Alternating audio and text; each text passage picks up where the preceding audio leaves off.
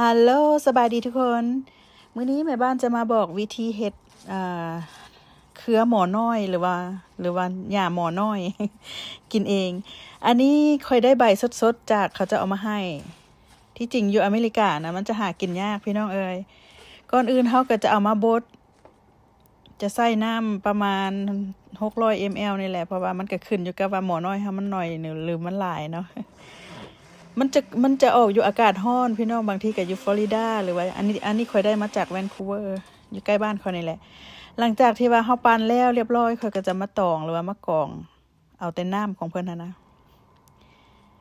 หลังจากนั้นเฮาจะพักไว้ประมาณ30นาทีเพื่อให้มันแข็งตัวแล้วมาเบิ่งกันอีกเนาะบัดนี้เฮาจะมาปรุงกันเลยพี่น้องเอ้ยเครื่องปรุงก็มีในเฮือนครัวทั่วไปแหละก็บ่ได้ยากได้ซาพวกเจ้ามีปลาอันใดก็ใส่อันนั้นแต่ว่าข่อยใส่ปลาแซลมอนพี่น้องก่อนอื่นเฮาก็จะใส่น้ำมันพืชจักประมาณบวงหนึ่งเพราะว่าเฮาจะมาเจียวแม่บ้านจะใส่หอมบัวแดง1หัวใหญ่เด้อพี่น้องอันนี้จะเป็นกระเทียมกับ1บวงกระเทียมสับกระเทียมบดก็ได้แล้วก็หอมแดง1หัวใหญ่เอาจะมาคั่วหรือว่าจะมาเจียวให้มันหอมสีเหลืองทองหลังจากนั้นข่อยจะใส่ปลาแซลมอนที่ว่าข่อยปิ้งแล้วคันถ้าว่าพวกเจ้ามีปลาอันใดก็ใส่อันนั้นถ้าผู้ใดบ่กินปลาหรือว่าใส่ซีนหมูใส่หยังก็ได้เนาะ แม่บ้านใส่ปลาแซลมอนห